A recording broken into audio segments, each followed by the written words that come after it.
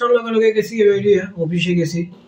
Office থেকে দুজনই তো অফিসে যাই গিয়ে আমরা 10টা 10 বাইরে গেছে, তালা তোলা দিয়ে আমরা বেরিয়ে গেছি। অফিসে আসি, অফিসে তখন বাজে কটা 3:40 হইল। হঠাৎ আমি কই জায়গা তো বাড়াতে যাই, 4টা বাজে তখন চালু করলাম যে স্যার একটু বাড়াত দিলে ট্রেন পাইছে হয়তো আইসি আয়ান গিয়া। আমি আইসি আইয়া বাইকটা রাস্তাতে স্টার্ট করে রেখে ভিতরে ঢুকতে লাগে, গেট খুলি, তারপরে বাইকটা ভিতরে ঢুকাই।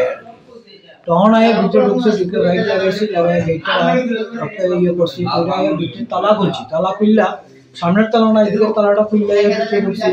দেখে ঘরের তালা খুলতাম, তালা খুলে না, তালা খুলে না, তালা খুলে না।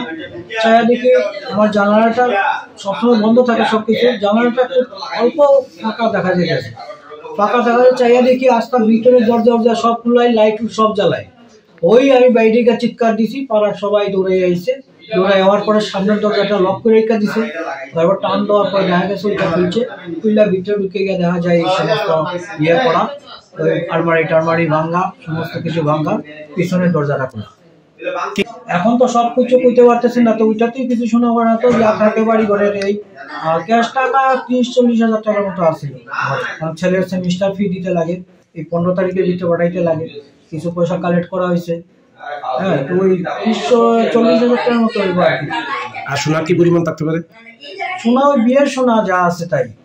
তো আপনারা স্বামী স্ত্রী দুজনেই সরকারি কর্মচারী, তো বাড়িতে তখন আপনার ছেলে ছিল না? আমার ছেলে তো দেড়াদিন পরে ওই তার সেমিস্টার ফি লেগে কিছু টাকা কালেক্ট করে রাখা হয়েছিল।